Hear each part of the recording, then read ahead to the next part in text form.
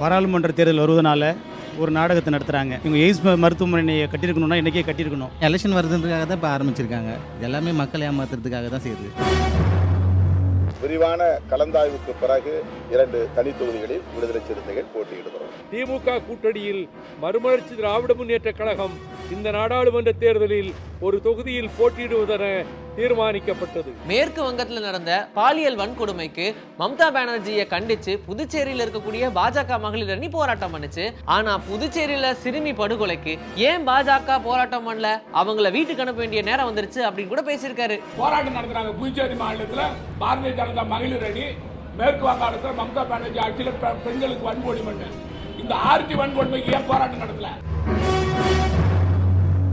தேசிய மலர் இருக்கக்கூடாது ஒரு கட்சி சின்னமா. எங்களது மட்டும் நீங்கள் ஒத்துக்கிறீங்களே, நீங்கள் எப்படி தேசிய சின்னத்தை வச்சு இது பண்ணுவீங்க அப்படின்னு கேட்குறாங்க. அவங்க கேள்வி வந்து கரெக்டான கேள்வி தான். நாட்டில் வேலையின்மை அதிகரிச்சுட்டு தான் தொடர்ந்து பேசி வரும் ராகுல் காந்தி அவர்கள் இந்த பிரச்சனையை போக்க ரைட் டு எம்ப்ளாய்மெண்ட் எனப்படும் வேலைக்கான உரிமை குறித்த அறிவிப்பை வெளியிட்டிருக்காரு. सरकारी वैकेंसीज में मोदी जी इनको भरवाते नहीं है. 30 लाख सरकारी नौकरियां हम दे देंगे.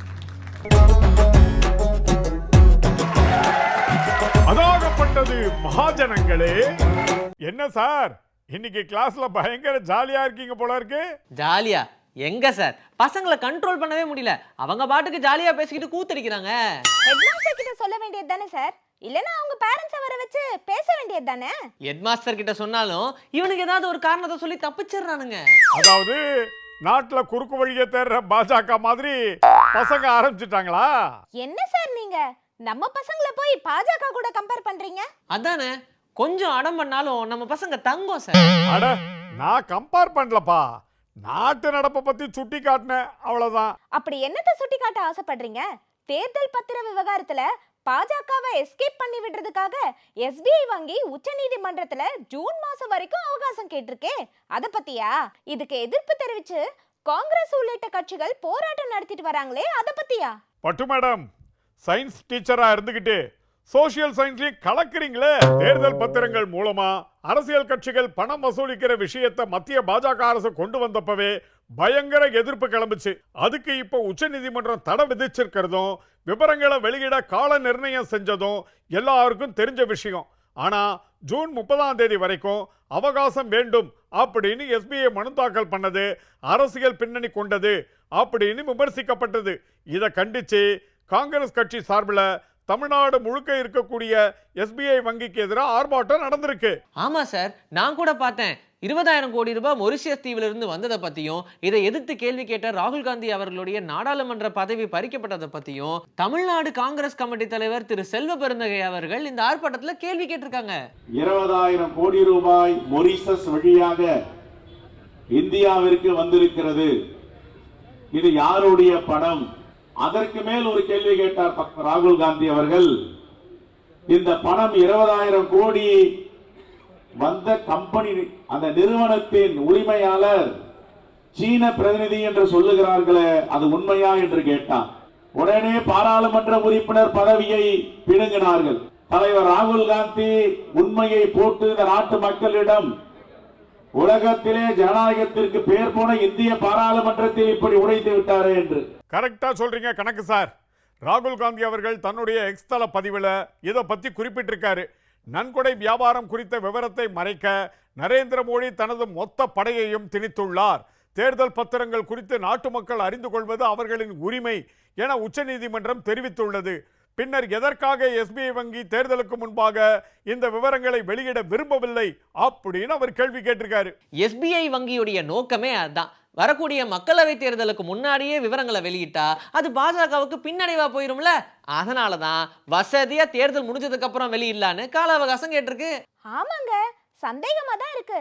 மோடி அரசு தேர்தல் பத்திரங்கள் மூலமாக செய்த தங்களின் சந்தேகத்திற்குரிய பரிவர்த்தனைகளை மறைப்பதற்காக நாட்டின் மிகப்பெரிய வங்கியை பயன்படுத்துகிறதுன்னு காங்கிரஸ் கட்சியோட தேசிய தலைவர் மல்லிகார்ஜுன கார்கே அவர்கள் குற்றம் சுமத்தியிருக்காரு.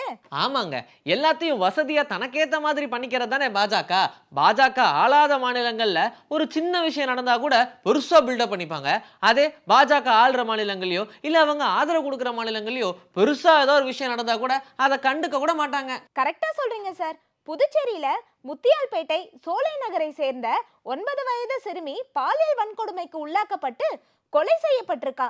இந்த சம்பவம் பொதுமக்கள் கிட்ட பெரும் கொந்தளிப்பை உருவாக்கி இருக்கு. ஆமா மேடம், இந்தியா கூட்டணி சார்பாக இன்னைக்கு முழு அடைப்பு போராட்டம் நடந்திருக்கு. காரைக்கால் உள்ளிட்ட பகுதிகளிலும் முழுசா கடைகள் அடைக்கப்பட்டிருக்கு. பெண்கள் நலன், குழந்தைகள் நலன்னு மேடையில மட்டும் வாய்க்கிழியே பேசுற பாஜக கப்ப சிப்புன்னு வாயை மூடிட்டு இருக்கு பாத்தீங்களா? காங்கிரஸ் கட்சியோட முன்னாள் முதலமைச்சர் நாராயணசாமி அவர்கள் கூட இத பத்தி செம்மையான கேள்வி கேட்டிருக்காரு. ஆமா மேடம், நான் கூட பார்த்தேன். மேற்கு வங்கத்துல நடந்த பாலியல் வன்கொடுமைக்கு மம்தா பானர்ஜியை கண்டிச்சு புதுச்சேரியில இருக்கக்கூடிய பாஜக மகளிர் அணி போராட்டம் பண்ணுச்சு. ஆனா புதுச்சேரியில சிறுமி படுகொலைக்கு ஏன் பாஜக போராட்டம் பண்ணல, அவங்கள வீட்டுக்கு அனுப்ப வேண்டிய நேரம் வந்துருச்சு அப்படின்னு கூட பேசியிருக்காரு. அம்மா முதல்ல வந்து புதுச்சேரி நான் பெண்களுக்கு பேட்டி பச்சாவோன்றாரு மோடி, அதாவது பெண் குழந்தைகளுக்கு பாதுகாப்புன்னு சொல்லி போராட்டம் நடத்துறாங்க. புதுச்சேரி மாநிலத்தில் பாரதிய ஜனதா மகளிர் அணி, மேற்கு வங்காளத்தில் மம்தா பானர்ஜி ஆட்சியில் பெண்களுக்கு வன்கொடுமை. இந்த ஆர்டி வன்கொடுமைக்கு ஏன் போராட்டம் நடத்தல? இந்த பாரதிய ஜனதா கட்சி புதுச்சேரியில் டிராமா போடுறானுங்களா? புதுச்சேரி மாநில மக்கள் ஏமாந்தவங்களா? மக்கள் எல்லாம் கொய்த்தெழுந்து போயிருக்கிறாங்க. ஆமாங்க, கரெக்டா தான் பேசியிருக்காரு. தேர்தல் நெருங்கும் போது இவங்க மக்களுக்கு நல்லது பண்ற மாதிரி நடிப்பாங்க. இப்ப பாருங்க, கேஸ் விலைய 100 ரூபாய் குறைச்சு இருக்கிறதா அறிவிச்சிருக்காங்க. எல்லாம் மக்களவை தேர்தல் நெருங்கறத வச்சுதான் பண்றாங்க. கரெக்டா சொன்னீங்க மேடம். 5 வருஷமா ஆரம்பிக்காத மதுரை எய்ம்ஸ் மருத்துவமனையோட கட்டுமான பணியை 2-3 நாளைக்கு முன்னாடி ஆரம்பிச்சிருக்கிறதா நியூஸ்ல பார்த்தேன். மக்களவை தேர்தல் நெருங்கும் போது திரும்பவும் யாராவது செங்கலை தூக்கி இதுதான் எய்ம்ஸ் மருத்துவமனைன்னு சொன்னா என்ன பண்றது அப்படிங்கிற பயத்துல தான் ஆரம்பிச்சிருப்பாங்கன்னு நினைக்கிறேன். கரெக்டா சொல்றீங்க தம்பி சார். மதுரை மாவட்டம் திருமங்கலம் அருகே உள்ள தோப்பூரில் 222 ஏக்கரில் எய்ம்ஸ் மருத்துவமனை அமைப்பதற்கு கடந்த 2019ஆம் ஆண்டு ஜனவரி மாதம் பிரதமர் நரேந்திர மோடி அடிக்கல் நாட்டினார். இந்த மருத்துவமனையை கட்டுவதற்காக ஜப்பான் பன்னாட்டு நிதி நிறுவனமான ஜெய்காவுடன் கடன் பெறுவதற்கான ஒப்பந்தம் 2021ஆம் ஆண்டு கையெழுத்தானது. அதைத் தொடர்ந்து மருத்துவமனைக்கு தோப்பூரில் ஒதுக்கப்பட்ட இடத்தை சுற்றி சுற்றுச்சுவர் மட்டும் கட்டப்பட்டது. வேற எந்த வேலையும் ஆரம்பிக்கல. 2021 நடந்த தேர்தல்ல இது பயங்கரமா எதிரொலிச்சது. லேட்டஸ்டா கூட மோடி சுட்ட வடனு திமுக மேற்கொண்ட நூதன பிரச்சாரத்துல இத பத்தியும் கேள்வி கேட்டிருந்தாங்க. இப்பதான் திடீர்னு ஞானோதயம் வந்து இந்த வேலையை ஆரம்பிச்சிருக்காங்க போல. இதுல இருக்கிற அரசியலை மக்கள் புரிஞ்சுக்காமலா இருப்பாங்க.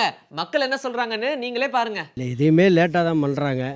ஆனால் அவங்களுடைய நோக்கம் எல்லாத்துலேயுமே வந்து இந்த ஜிஎஸ்டியில் தான் வந்து அவங்க அதிக கவனம் செலுத்துகிறாங்க ஒழிய மக்களுடைய நலனில் வந்து பொதுவாக கிடையாது. அவங்க இப்போ பண்ணுறதுக்குரிய உண்மை வந்து நோக்கம் வந்து என்னன்னாக்கும் எலெக்ஷன் வருது, அது பாராளுமன்ற எலெக்ஷன் வருது, அதனால தான் அவங்க முன்னணியாக பண்ணுறாங்க. பாராளுமன்ற தேர்தல் வருவதனால ஒரு நாடகத்தை நடத்துகிறாங்க. இவங்க எய்ம்ஸ் மருத்துவமனையை கட்டியிருக்கணும்னா இன்றைக்கே கட்டியிருக்கணும். ஆனால் மக்களை ஏமாற்றி அவர்களை வாக்களிக்க வைப்பதற்காக எய்ம்ஸ் மருத்துவமனை மீண்டும் ஒரு குறுகிய காலத்தில் கட்டி முடிப்பதாக ஒரு தோற்றத்தை உருவாக்குவதற்காக அவங்க வந்து இந்த நாடகத்தை நடத்துகிறாங்க. நிச்சயம் எய்ம்ஸ் மருத்துவமனை கட்டி முடிக்கப்படாது. அது நோக்கமாக அவர்களுக்கு இல்லை. இப்போது அவ்வளோ நாளாக கட்டாமல் இப்போ கட்டுறாங்கன்னா இது உள்நோக்கம் இருக்குன்ற மாதிரி பொதுமக்கள் கருத்து. எலெக்ஷன் வருது இல்லை, அதனால் அவங்க கட்டிட்டு ஒரு பேர் இருக்கலாம்னு பார்க்குறாங்க.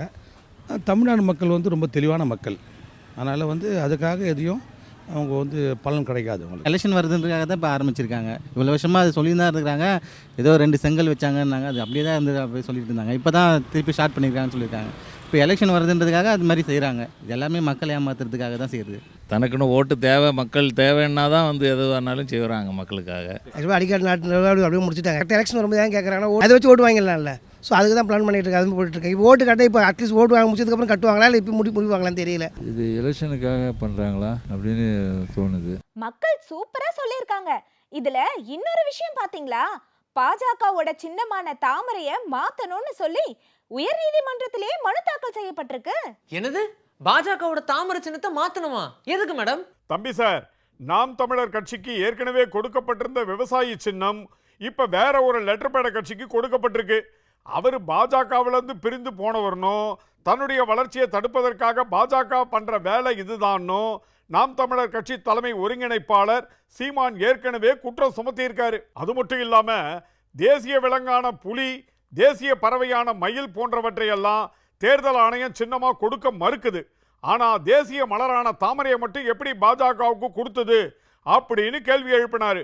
பாஜகவோட சின்னத்தை மாத்துங்க, இல்லனா தேசிய மலரை மாத்துங்க அப்படின்னு அவர் பேசியிருந்தாரு.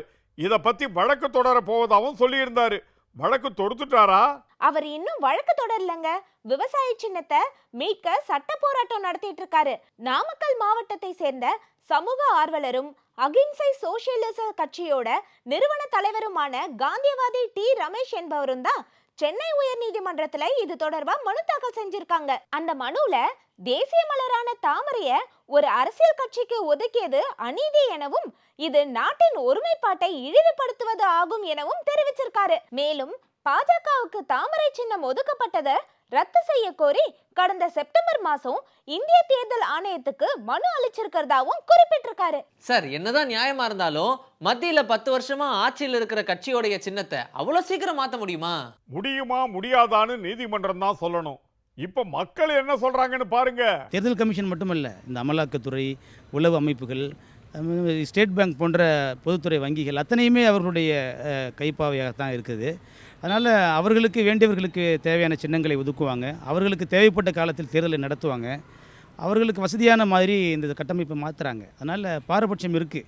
தேசிய மலர் இருக்கக்கூடாது ஒரு கட்சிக்கு சின்னமாக. மற்ற கட்சிக்கு அந்த சின்னத்தை கேன்சல் பண்ணுறப்போ அவங்க எதிர்க்கிறாங்க. எங்களது மட்டும் நீங்கள் ஒத்துக்கிறீங்களே, நீங்கள் எப்படி தேசிய சின்னத்தை வச்சு இது பண்ணுவீங்க அப்படின்னு கேட்குறாங்க. அவங்க கேள்வி கரெக்டான கேள்வி தான். தாமரையும் தேசிய ஒரு இது மலர்னு தான் சொல்கிறாங்க. அப்படி எப்படி சின்னமாக தர்றது? அது கரெக்ட் தான் கேட்குறது. மக்கள் தெளிவாக தான் இருக்காங்க. ஆனால் ஆளக்கூடிய மத்திய பாஜக தன்னுடைய அசுர பலத்தால எல்லாத்தையுமே விழுங்கிடுது. மக்களுக்கு என்ன செஞ்சிருக்கீங்கன்னு கேட்டா ராமர் கோவில் கட்டணும்னு சொல்றாங்க. ஆனா ராமர் கோவில் இருக்கிற உத்தரப்பிரதேசத்துல பெண்களுக்கும் சிறுமிகளுக்கும் பாதுகாப்பு இல்லாத நிலைமை தலைவிரிச்சு ஆடுது. என்னங்க சொல்றீங்க? புதுச்சேரி மாதிரியே உத்தரப்பிரதேசத்திலயும் வன்கொடுமையும் படுகொலையும் நடந்துகிட்டு இருக்கா? ஆமா தம்பி சார், கான்பூரில் உள்ள கட்டம்பூர் பகுதியைச் சேர்ந்த ஒரு கிராமத்துல வேலை செஞ்சுக்கிட்டு இருந்த செங்கல் சோலைக்கு பக்கத்துல இருக்கிற வயல்வெளியில 2 சிறுமிகள் தூக்குல தொங்கிய நிலையில சடலமா மீட்கப்பட்டாங்க. இதை பத்தி நடத்தப்பட்ட விசாரணையில அந்த சிறுமிகள் செங்கல் சோலை ஒப்பந்ததாரர் ராம்ரூப் நிஷாத், அவரது மகன் ராஜு, மருமகன் சஞ்சய் ஆகியோரால் பாலியல் வன்கொடுமை செய்யப்பட்ட உண்மை வெளியே வந்திருக்கு. குற்றவாளிகள் பாதிக்கப்பட்ட சிறுமிகள் மற்றும் அவரது தந்தையை மிரட்டியதை தொடர்ந்து 3 பேரும் தற்கொலை செஞ்சுக்கிட்டாங்க. கான்பூரில் கூட்டு பாலியல் வன்கொடுமையால் பாதிக்கப்பட்ட 2 சிறுமிகள் தற்கொலை செஞ்சுக்கிட்ட இந்த சம்பவத்தை பத்தி வேதனையோட காங்கிரஸ் கட்சியின் பொதுச் செயலாளர் பிரியங்கா காந்தி அவர்கள் குறிப்பிடும் போது காட்டாட்சியில் பெண்ணாக பிறப்பது குற்றமாகிவிட்டதுன்னு சொல்லியிருக்காங்க. ராகுல் காந்தி அவர்களும் இத பத்தி ஒரு எச்சரிக்கையை பதிவு பண்ணியிருக்காரு. எச்சரிக்கை பதிவா? என்ன சொல்லியிருக்காரு? இரட்டை இன்ஜின் அரசுகளிடம் நீதி கேட்பது என்பது குற்றமாக மாறி உள்ளது. இந்த அநீதிக்கு எதிராக மக்கள் குரல் கொடுக்க வேண்டும். இல்லாவிட்டால் இந்த தீ இன்று இல்லை என்றாலும் நாளை உங்களுக்கு பரவும் அப்படின்னு சொல்லியிருக்காரு. கரெக்டா தாங்க சொல்லியிருக்காரு. மணிப்பூர்லயும் தான் இரட்டை இன்ஜின் அரசாங்கம் இருக்கு. அங்க பெண்கள் பாலியல் வன்கொடுமைக்கு உள்ளாக்கப்படலையா? வண்ண வார்த்தைகளை வச்சு மக்களோட விளையாடுறது தான் தேர்தல் களத்துல பாஜகவுடைய கைவந்த கலை. அதுல ஒண்ணுதான் டபுள் இன்ஜின் அரசாங்கம். பாஜக வடை சுட்டு விற்கிறது, தேர்தலுக்கு தேர்தல் நடக்கும். ஆனா ராகுல் காந்தி அவர்கள் அறிவிச்சிருக்கிற இளைஞர்களுக்கான 5 அம்ச திட்டங்கள் உண்மையான அக்கறையோட வெளியான திட்டங்கள். ஆமா சார், இளைஞர்களை கவரும் வகையில் ராகுல் காந்தி அவர்கள் வேலை செய்யும் உரிமை சட்டத்தை கொண்டு வருவோம்னு சொல்லியிருக்காரு. இது வரக்கூடிய மக்களவை தேர்தலில் பெரிய கேம் சேஞ்சரா இருக்கும் கூட சொல்லப்படுது. கேம் சேஞ்சரா? வேலை செய்யும் உரிமை சட்டமா? கொஞ்சம் விளக்கமா தான் சொல்லுங்களேன். நாட்டில் வேலையின்மை அதிகரிச்சுட்டு தான் தொடர்ந்து பேசி வரும் ராகுல் காந்தி அவர்கள் இந்த பிரச்சனையை போக்க ரைட் டு எம்ப்ளாய்மெண்ட் எனப்படும் வேலைக்கான உரிமை குறித்த அறிவிப்பை வெளியிட்டிருக்காரு. இந்த திட்டத்தின் கீழ் 25 வயதிற்குட்பட்ட அனைத்து டிப்ளமோ அண்ட் பட்டம் பெற்றவர்களுக்கும் அரசு அல்லது தனியார் துறையில் பயிற்சி அளிக்கப்படும். அவர்களுக்கு சிறந்த தொழில் பயிற்சி கொடுக்கிறது மட்டும் இல்லாம ஆண்டுக்கு 1 லட்சம் ரூபாய் உதவித்தொகையும் வழங்கப்படும் அப்படின்னு சொல்லியிருக்காரு. சூப்பர் திட்டங்க. இது தேர்தலுக்கான கேம் சேஞ்சர் மட்டும் இல்ல, வேலை இல்லாத திண்டாட்டத்தை போக்கி இளைஞர்களோட வாழ்க்கையில ஒளியேற்ற வந்த முக்கியமான அறிவிப்பு. இது மட்டும் இல்லைங்க, நாடு முழுக்க இருக்கிற மத்திய அரசு பணியிடங்கள்ல காலியா இருக்கக்கூடிய 30 லட்சம் வேலை வாய்ப்புகளும் உடனடியா நிரப்பப்படும்னு அதுக்கான அறிவிப்பு முதல் பணி நியமனம் வரை எப்போது நடக்கும் அப்படின்றத பத்தியும் குறிப்பிட்டிருக்கு. வெளிப்படை தன்மையுடன் போட்டித் தேர்வு நடத்தவும், வினாத்தாள் கசிவதை தடுக்கவும் உயர் தரத்திலான புதிய சட்டங்கள் கொண்டு வரப்படும் அப்படின்னு ராகுல் காந்தி அவர்கள் வெளியிட்டிருக்கக்கூடிய அறிவிப்புல குறிப்பிட்டிருக்காரு. 30 लाख सरकारी वैकेंसीज हैं। 30 लाख। मोदी जी इनको भरवाते नहीं है, बीजेपी इनको भरती नहीं है। सरकार में आने के एकदम बाद हमारा पहला काम होगा कि 90% को 30 लाख सरकारी नौकरियां हम दे देंगे। மக்களவை தேர்தல்ல இந்தியா கூட்டணி பல கால் பாய்ச்சல்ல பாஞ்சுக்கிட்டு இருக்கு. தமிழ்நாட்டுல கூட்டணி பேச்சுவார்த்தைகள் எப்படிங்க போயிட்டு இருக்கு? விடுதலை சிறுத்தைகள் தலைவர் திருமாவளவன் முதலமைச்சர் ஸ்டாலின் அவர்களை நேரடியா சந்திச்சு பேசியிருக்காரு. காங்கிரஸ் கட்சி தலைமையும் விரைவில் முதலமைச்சரை சந்திக்க இருக்கிறதா தகவல் வந்திருக்கு. எல்லாமே நல்லபடியா நடக்கும், சீக்கிரமாவே இனிப்பான செய்தி தருவோம்னு தமிழ்நாடு காங்கிரஸ் கமிட்டி தலைவர் செல்வ பெருந்தகை அவர்கள் ஏற்கனவே சொல்லிட்டாரு. விடுதலை சிறுத்தைகள் கட்சிக்கு 2 தனி தொகுதிகள் ஒதுக்கப்பட்டிருக்கு. விழுப்புரம், சிதம்பரம் ஆகிய 2 தனி தொகுதிகள்லயும் தனி சின்னத்துல போட்டியிட போறதா திருமாவளவன் அவர்கள் சொல்லியிருக்காரு. இதே மாதிரி மதிமுகவுக்கும் ஒரு தொகுதி முடிவாகி கையெழுத்தாகி இருக்கு. விரிவான கலந்தாய்வுக்கு பிறகு விடுதலை சிறுத்தைகள் கட்சி கடந்த தேர்தலின் போது கையாளப்பட்ட அதே பகிர்வு முறைக்கு உடன்பாடு தெரிவித்து அதன் அடிப்படையில் இந்த ஒப்பந்தம் இப்போது கையெழுத்தாகியுள்ளது.